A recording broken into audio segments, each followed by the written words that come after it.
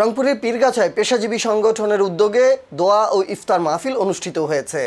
রোববার 15 মার্চ উপজেলা জামায়াত অফিসে এই ইফতারের আয়োজন করা হয়। সংগঠনের সভাপতি আব্দুল জব্বারের সভাপতিত্বে অনুষ্ঠিত ইফতার মাহফিলে প্রধান অতিথি ছিলেন উপজেলা চেয়ারম্যান পদপ্রার্থী ও স্থানীয় জামায়াতের আমির বজলুর রশিদ মুকুল।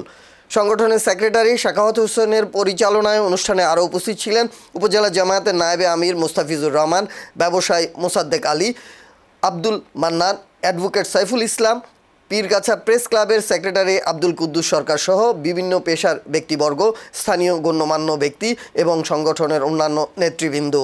ইফতারের আগে দেশ, জাতি ও মুসলিম উম্মার কল্যাণ কামনায় দোয়া মোনাজাত করা হয়। রব্বুল আলামিন তোমার হাবিব বলেছেন যে ব্যক্তি ধ্বংস ওই ব্যক্তির জন্য যে রমজান মাস পেল কিন্তু তার গুনাহগাতাগুলোকে মাফ করে দিতে পারল না। রব্বুল আলামিন আমরা জানি না আমরা সেই ধ্বংসের কাতারে কিনা। রব্বুল আলামিন তোমার কাছে ফরিয়াদ করছি, তুমি আমাদের গুনাহ